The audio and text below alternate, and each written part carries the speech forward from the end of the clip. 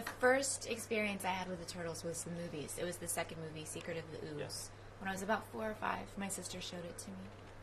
I read your interview that your sister. Yes, my sister, my older sister. Okay. Yeah. And William, so what about you? Have you seen the comics or the movies before?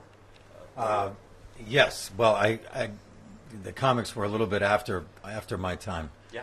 But I have many nieces and nephews that grew up in the '80s when the Turtles were, becoming a big thing in America. So I was certainly aware of them.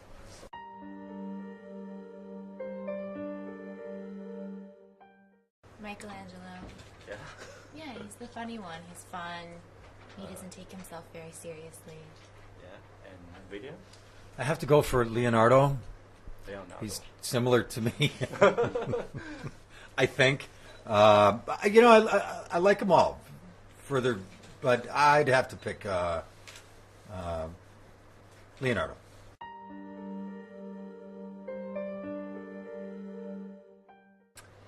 I went for a meeting once Platinum Dunes acquired the property, I went for a meeting with Andrew and Brad, the producers. Well, Brad wasn't there. I was with Andrew and with Jonathan, the director.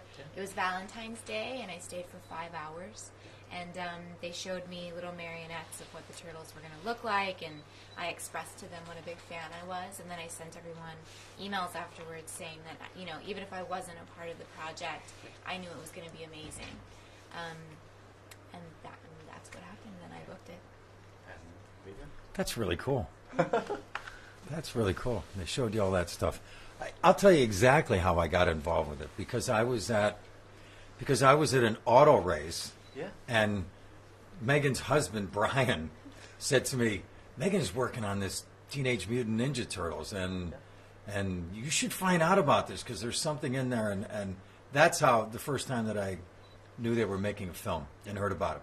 And then within a couple of days, I had a conversation with my manager about it, and I think only a weeks after that, I think I was in New York. I think you were literally going. Because I talked to Brian about it in April, and when did you end up going to New York? In April, yeah.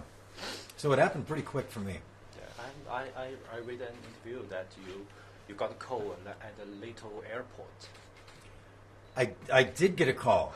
I was getting on a plane at an airport in Santa Fe, New Mexico, which is tiny. And there's one flight to LA a day, and I was on that flight. And I got on that small plane, and my phone rang, and it was my manager, and he said, "Hey, when you get home, there's a script, and I really want you to read this.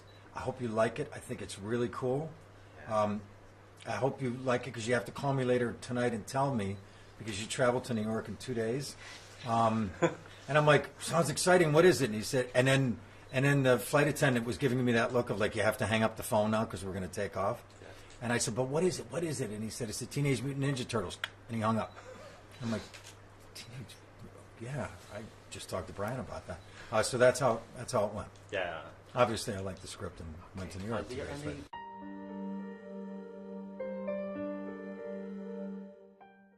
I loved working with Jonathan. I think that Jonathan is one of these guys that can adapt, and he can be in a moment and see that the moment is shifting or could be better, and he could write something very quickly to make it better right then and there. And I love that about him, and I loved being around him all the time. And Megan? I agree. I feel like he trusts his actors a lot, right? Didn't you feel like he was constantly asking you, "Does this feel right for you?" Sure. Which a lot of directors do not do. They don't ask your opinion. They just will tell you as they want it to be. And so I was really appreciative of that because he didn't want to leave the scene until he felt like we tried our best to get it as good as it could be. And that's respectable. And he's tender-hearted. Yeah. So I like him a lot. Okay.